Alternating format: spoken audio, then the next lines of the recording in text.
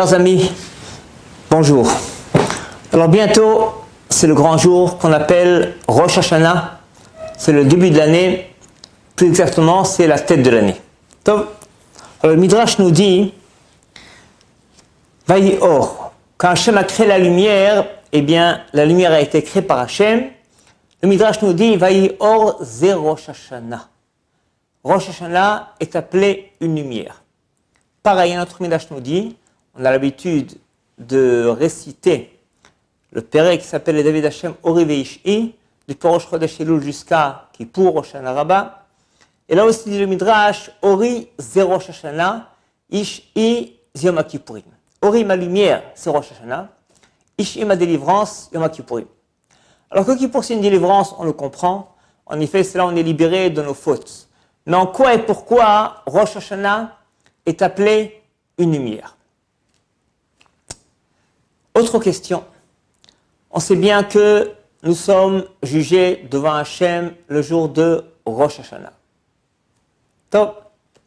Alors a priori, le jour du jugement aurait dû se réaliser le dernier jour de l'année, c'est-à-dire le 29 Elul, et non pas le premier jour de l'année suivante. Autre question. On sait bien qu'on a Aseret et Tchouva, 10 jours de Tchouva. Et donc en fait, Rosh Hashanah fait partie des jours de Tchouva. Et on constate que dans la Tfila, à Rosh Hashanah, il n'y a pas de Slichot, pas de Vidouille, pas de Filat Hapaim. On se pose la question, où est la Tchouva de Rosh Hashanah? Autre question. On dit dans la Tfila, Kotvenu Besefer Tzadikim Vachasidim. On demande à Hachem, inscris-nous dans le livre des Tzadikim.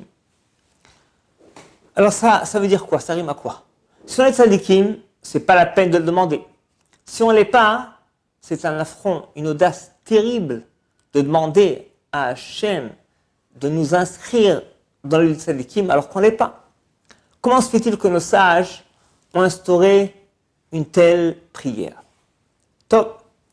Alors pour répondre à tout cela, on va expliquer en fait quelle est réellement l'essence du jour de Rosh Hashanah. Dans la Torah, Rosh Hashanah n'est pas appelé Yom Adin, le jour du jugement, mais appelé Yom Teruah, Zichron Teruah. C'est un jour dans lequel on sonne du shofar. Teruah, ça veut aussi dire la chanson Re'ut, c'est amitié, amical, c'est important qu'il y ait l'union entre Am Israël. Et à part cela, nous dit la Gemara dans Rosh Hashanah Daf Tet Zayin, Amar Rabbi Yitzchak, En danim et Adam ela lefi ma'asav bo'tasha. Quand on va juger quelqu'un le jour de Rosh Hashanah, eh bien en fait, on ne va pas le juger sur son passé, sur ce qu'il a fait l'an dernier. Mais on va le juger uniquement sur le présent. Quelle va être sa conduite pendant les 48 heures de Rosh Hashanah? Alors là, on a encore une question de plus. Donc en fait, c'est quoi ce din là? C'est quoi ce jugement? Réellement, une autre Gemara nous dit, dans Rosh Hashanah Daf Yud Aleph, ainsi que dans Chulin Daf Samer, Amar Rabbi Shua ben Levi, Kol Maase Bereshit Ledatan Nivreu. C'est-à-dire que lorsqu'Hachem a créé le monde, eh bien, il a demandé à chaque créature, est-ce que tu veux être créé?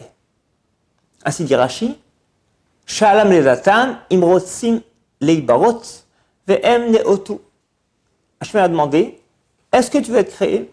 Et en effet, chaque créature a consenti à accepter. Qu'est-ce que ça veut dire? Comment est-ce qu'on peut demander à quelqu'un avant qu'il ait été créé, est-ce que tu veux naître? De Pérouchim. Ou alors Hachem a demandé à leur sar, leur mazal, n'est-ce pas, le malach au ciel qui s'occupe de est-ce que tu es d'accord qu'on crée telle personne? Ou autre Pérouche, Hachem a demandé à la Neshama. On sait bien que l'homme est composé d'un corps et 3 parties d'âme qui sont appelées Nefesh, Ruach, Neshama. Nefesh, la partie la plus basse, le domaine des instincts, des passions. Ruach, c'est au niveau du cœur, la volonté, l'initiative, la dynamique. Et Neshama, au niveau de l'esprit, c'est la réflexion, c'est la Neshama. Et en fait, Hachem a demandé à la Neshama. La Neshama, je rappelle, ce que dit Nefesh Chaim, elle n'est jamais souillée par aucune Avera. Elle est toujours propre et nickel. La Avera va souiller le corps, les parties appelées Nefesh et Ruach, mais la Neshama est toujours nickel, comme on dit tout le matin, Neshama Shinatatabi, Teora, elle est pure.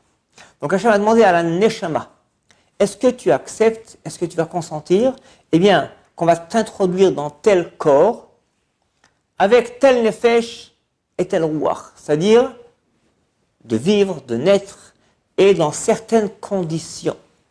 La Neshama voit déjà, n'est-ce pas, dès le départ, quelles vont être les conditions de l'être humain, toute sa vie, du début à la fin. Et la Neshama a dit oui, elle a consenti. Parce qu'en effet, la Neshama, qui est clairvoyante, eh bien, elle sait réellement qu'est-ce qui est bien pour son tikkun, pour ce qu'il lui faut. Et le Ramchal nous explique que cette notion, eh bien, elle se renouvelle chaque année à Rosh Hashanah. Rosh Hashanah, réellement, ce n'est pas le jour du jugement. Rosh Hashanah, c'est un jour dans lequel, eh bien, Hachem, il va renouveler sa royauté. Il va renouveler l'être humain, les créatures. C'est-à-dire qu'il va donner, distribuer à chacun une mission particulière, une nouvelle mission.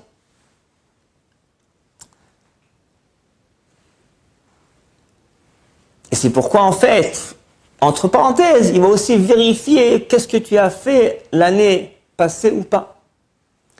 Comme un directeur de banque, par exemple, eh bien, quand il fait le bilan, il voit que telle personne a bien investi l'argent de la banque, il va lui donner un meilleur poste. S'il a mal investi, au contraire, eh bien, il va le faire descendre de grade.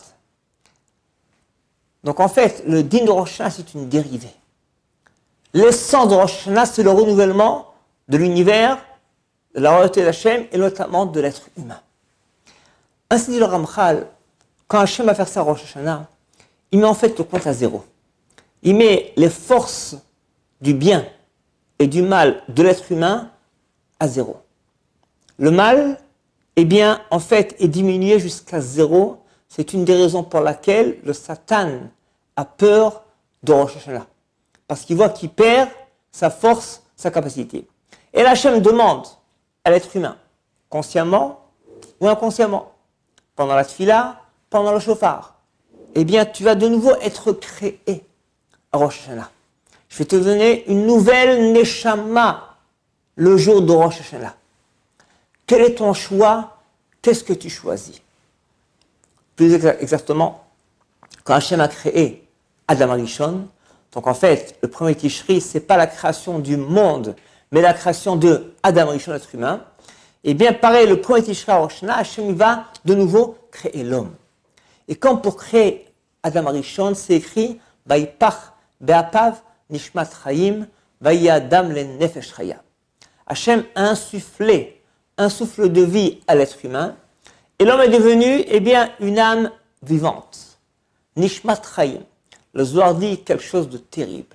Mande nafach midile nafach.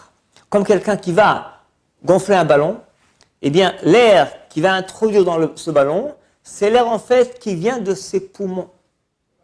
Pareil aussi, kaviachol, si on peut s'exprimer ainsi, quand Hachem a créé l'homme, quand Hachem crée l'homme, eh bien, vaipach be'apav nishmat chayim.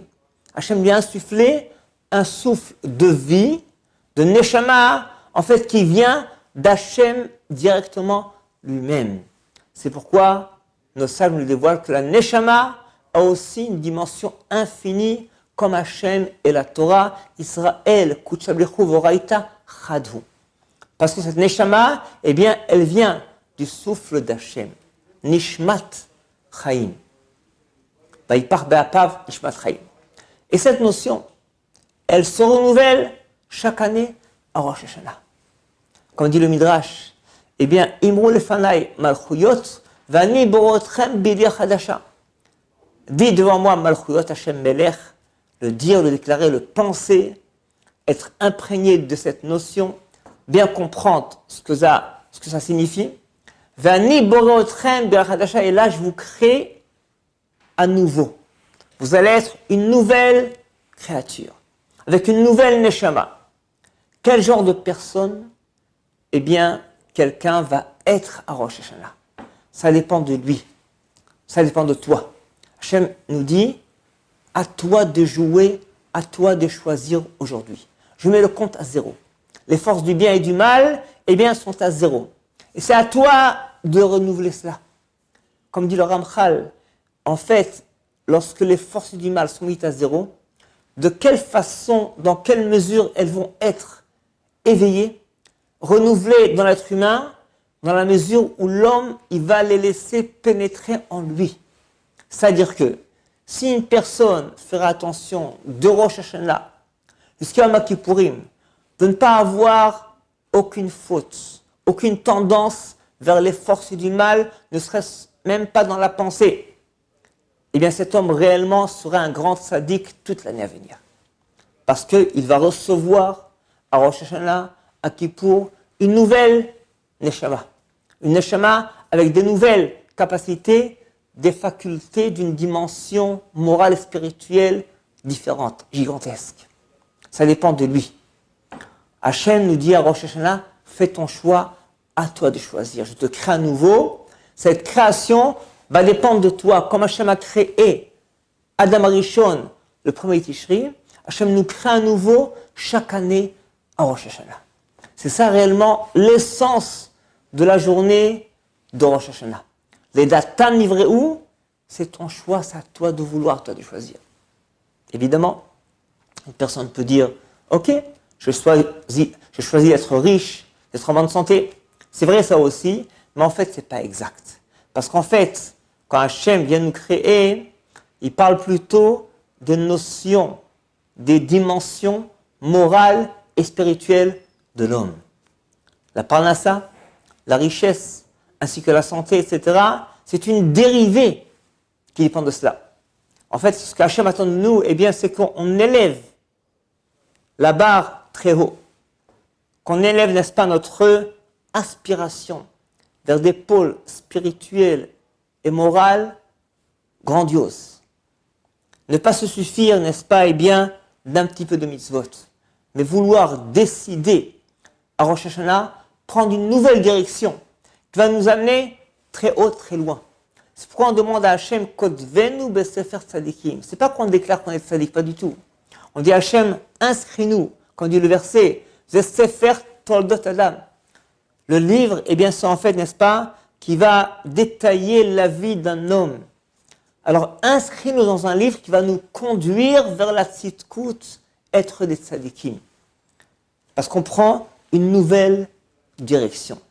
Et c'est pourquoi d'ailleurs, le din de Rosh Hashanah n'est pas sur le passé. C'est pas le dernier jour de l'année. Parce qu'en fait, Hachem ne nous juge pas sur le passé, pas du tout. Il juge que le présent. Comment est-ce qu'on se conduit à Rosh Hashanah? Évidemment, faire la comédie à Rosh Hashanah et après Kippour, retourner dans la vérote, ça rime à rien. Parce que Hachem, évidemment, il ne vérifie pas uniquement la conduite réelle, concrète, mais il vérifie le cœur et l'esprit de l'homme. Comme dit le Midrash sur le verset en Tehillim, arrive Hachem qui va, l'ishpot et haaretz. Pourquoi deux fois? Qui va, Hachem, il vient juger la terre. Dit le Midrash, qui va de Rosh Hashanah, qui va de Yom Kippourim. Hachem, il vient pénétrer dans notre esprit à Rosh Hashanah, dans notre cœur à Yom Kippourim. Rosh Hashanah est appelé la tête de l'année, qui pourrait être appelé Lev Hashanah, le cœur de l'année. Bien qu'il faut aussi du cœur à Rosh Hashanah, évidemment, il faut aussi de l'esprit à Kippour, c'est vrai. Mais la définition par excellence de Rosh Hashanah, eh bien, c'est la tête de l'année. Et Kippour, c'est le cœur de l'année. Et Hachem, il vient vérifier comment est-ce qu'on le reçoit, avec quelle décision, avec quelle bonne volonté, quelle sincérité, de nous métamorphoser, de prendre une nouvelle direction. Les fautes, c'est sûr qu'il faut demander à Hachem de nous pardonner, on va faire tchouva, mais ça on le fait le lendemain de Rosh Hashanah jusqu'à Kippour. Rosh Hashanah, Ziyom HaMalchut. C'est là où on accepte Malchut Hashem, on accepte d'être créé à nouveau par Hashem, selon la volonté divine, d'élever nos ambitions spirituelles, de vouloir, n'est-ce pas, se conduire comme des tzadikim, vouloir réellement la volonté divine, désirer intensément qu'Hachem se dévoile, qu'Hachem amène la Géoula et le Mashiach Beth Amikdash très bientôt. C'est ça ce qu'on nous demande le jour de Rosh Hashanah. Et en fait, la tchouva de Rosh Hashanah ne consiste pas à faire vidouille, mais consiste au fait de vouloir recommencer à zéro. On te dit, laisse tes fautes de côté, il faut les oublier. En effet, nos sages nous dévoilent, il ne faut pas penser à nos avérotes, à nos fautes, à nos échecs, à Rosh Hashanah. Pas du tout. Il ne faut pas y penser, il ne faut pas en parler. On est en train, d'ouvrir une nouvelle page, de recommencer. On va commencer l'année du pied droit. Hachem Melech, Hachem Malach, Hachem Loch, avec des bonnes décisions. De vouloir être des tzadikim toute l'année. La tchouva pour les fautes, on les fait, n'est-ce pas, à partir du lendemain de Rosh Hashanah jusqu'à Yom Kippourim. Mais Rosh Hashanah, c'est un jour dans lequel on essaye de se rapprocher d'Hachem, de fusionner avec cette volonté divine. Il y a une Siyata Dishmaya, une aide divine, grandiose, particulière pendant Rosh Hashanah. Comme dit le Rashash, pendant ces jours-là, on peut avec un peu d'effort accéder à des niveaux grandioses qui nous demanderaient beaucoup plus d'efforts pendant toute l'année. Petite histoire, il y a à Boston un grand hôpital. Un grand hôpital qui a été aussi, un peu géré par certaines personnes pour s'occuper de tous les bénis Israël qui doivent être là-bas pendant quelques jours. Il y a là-bas des Shabbats organisés, des cours de Torah, il y a tout ce qui est kasher, n'est-ce pas, volonté, tout est nickel. Donc, et Rosh Hashanah, il y a quelques années de cela, un Rav a là-bas débarqué dans toutes les machlakot, plusieurs étages, plusieurs endroits, pour sonner le shofar aux hommes, aux dames qui doivent l'écouter pendant Rosh Hashanah. Donc, il arrive quelque part, un jeune homme qui était anti-religieux s'énerve et lui dit « Dégage d'ici, ça ne m'intéresse pas de chauffard. » « Mais pourquoi? Ça prend 2 minutes. » « Non, je veux rien entendre, je veux rien savoir. » Bon, le rabbin essaie de le convaincre, pas du tout. À la fin, il dit « Écoute, tu sais quoi? Il y a, n'est-ce pas, plusieurs instruments de musique que tu connais. Il y a, n'est-ce pas, le saxophone, il y a les instruments avant, saxophone, la trompette, la flûte. Il y a un qui s'appelle le chauffard que tu ne connais pas encore. Je vais sonner un seul son, que tu connaisses tel instrument. » Et là, le jeune homme a dit, « Ok, d'accord, sonne-moi un seul son et dégage d'ici. » Il a sonné une seule tekiya, tout, et il est parti. Alors, à vous rappeler que pour accomplir la mitzvah du chauffard, il faut écouter d'après la Torah au moins 9 sons. D'après Rabbanan, il faut 30 parce qu'on a ça fait que c'est quoi la teroua. Donc quand il écoutait un seul son, il n'a pas accompli la mitzvah de la Torah. Le lendemain, ce Rav débarque à nouveau dans l'hôpital, et là le jeune homme a entendu que le Rav était là, et il a demandé absolument qu'il vienne encore une fois dans sa chambre pour sonner le chauffard. Et il a raconté que ce son du chauffard qu'il a entendu, ça l'a métamorphosé. Ça l'a amené, n'est-ce pas, à faire un bilan, à réfléchir, à faire tchouva. Et grâce à ça, il a fait tchouva parfait. Aujourd'hui, il respecte la Torah à 100%. Un seul son du chauffard, bien que la mitzvah n'a pas été accomplie, une partie de la mitzvah, ça transforme une personne, surtout un jour de Rosh Hashanah. Autre exemple, nous dit nos sages que Bil'am, qui était un des grands Rishaïm de l'histoire, il a dit un mot au Malach, à l'ange, il a dit « Chatati », j'ai fauté. Dit le Midrash, grâce à cette parole, Bil'am a mérité qu'il aura un tikkun à la fin des temps. Grâce à ce mot de Chatati. Donc en fait, on ne se rend pas compte, quand on dit un mot de Torah, un mot de Tfila, de Télim, un son de chauffard, un mot de Tchouva, quelle importance ça a.